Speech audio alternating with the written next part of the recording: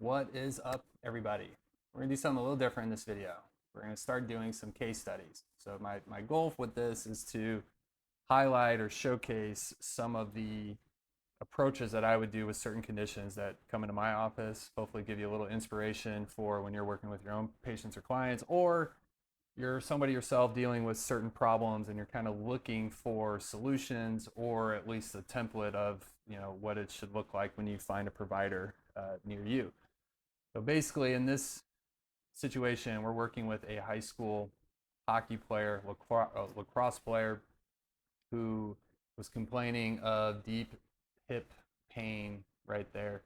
So, kind of the backstory is he had injured this last summer, I believe, doing heavier Bulgarian split squats. So, I'm guessing at that deep portion of the stretch there, it was just too much. Probably started as a strain and then just manifested more into a chronic tendinopathy from there. So he didn't come in until a couple months after, I think, the initial injury. He was already a patient before, so I already knew him.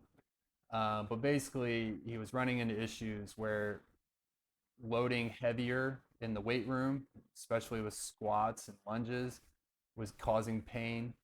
And then hockey, the season hadn't started, but he was kind of working into it. So he was having issues, obviously being explosive on the ice, lateral movements, crossover movements, things like that. So when he comes in the office, now there's a lot of things this could mimic.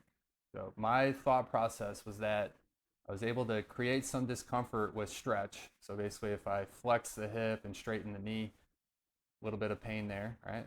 So it's hamstring, right? I could reproduce symptoms with isometric or contraction of either hip extension and or knee flexion. So to me, that was enough to say, hey, yeah, close enough, probably a hamstring thing. It checks out. Let's go ahead and rehab it. Now, other things. It could be other stuff. Deep gluteal syndrome, piriformis, obturator, things like that. Pelvic floor can do a lot of similar things. Pelvic issues like sacrococcyx joint problems, sciatic nerve entrapment, referral from the lower back, adductor stuff, bursitis. So many different possibilities here. I just want people to know it's not that important for the diagnosis because at the end of the day, we're probably going to rehab it very similar. But I did things like end range loading or McKenzie stuff to the lower back, and I wasn't able to get a noticeable change in his symptoms. There was some pain with sciatic nerve tension, but it wasn't, I don't know. I felt like it was more hamstring, so I just went with that. Now, this is like day 2. So the first day we did some basic bridges and things like that. I just wanted to see how he tolerated it. And then this is like a visit where we start to progress it a little bit. So first one we're doing is a wall strider. So he's on his back, he's pushing his foot into the wall, and he's pulling it down as he lifts the hip up. So what that's doing is that it's engaging the hamstring. I'm telling him not to come super high because I'm not trying to get the glutes involved. We elevate the heel a little bit, gets the calf working. A lot of similarities, or they both cross the knee at the back of the knee, so they can work together. So that's why we incorporate that. So wall strider, I get a lot of questions: how many sets or reps? It's typically maybe 2 or 3 sets of something, but it's really about just taking it to a relative fatigue. So 10 reps is that, then do 10. If it's 20, if it's 30, whatever. What I don't want is that he stops at 10, because everybody does 10, but he's able to do 25. At that point, we're not meeting any kind of capacity demands there. So the goal isn't strength or hypertrophy, it's just blood flow, it's engagement.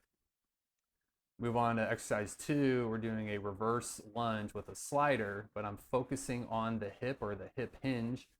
So in that capacity, I'm telling them, don't bring your knee forward. Keep your knee there.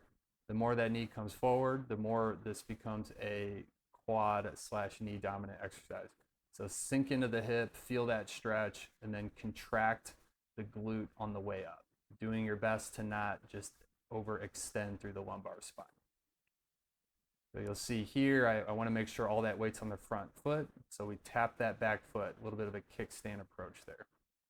The weight's not super heavy, he's plenty strong. We're just, again, trying to feel it out, expose him to certain things to see how he tolerates it all the way back up. Now we move into exercise 3. It's more of an adductor bridge or plank with the bent knee, so short lever. a little bit easier than if his leg was straight. So essentially what I'm having him do is push his knee down, which lifts his pelvis off the ground. And then the little added bonus of lift this bottom leg up at the same time. So when you lift the bottom leg up and you get the groin on that side to engage, it also assures that he's not cheating by pushing into the ground with that leg. Okay. So with this, he can do sets and reps where he just comes down and pushes up, down and up, or he can hold at the top and just move the bottom leg. That's an option too. So really my focus here is to load. I want to get glutes and hamstrings and adductors involved. I literally just pick exercises that I like. You could swap these out with other versions. I don't think there should be that much critical reasoning there. I don't think it's that important. The key is load. We're just trying to load structures. And the big thing I want to know is, how does he tolerate this? So if he comes back in a couple days and he's super flared up with just what we did here, then okay, we did too much and we know we've got more work to do.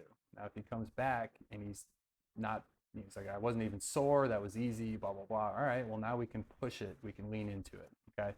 So as we move through this little series, so I have other cases I want to talk about, from gluteal tendinopathy to IT band syndrome to golfers with low back pain.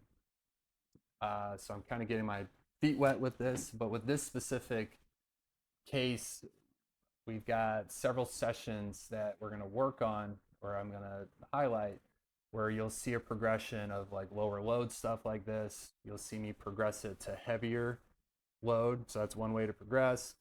Deeper load, so more range of motion through the hip and the knee joint. So that's another way. You'll see us start to speed it up and get more power, as well as working into more sport-specific stuff, doing our best to mimic, skating on ice while we're on turf, right? So we gotta get creative there. So I hope this is helpful. I hope you guys like this. If you have questions, let me know.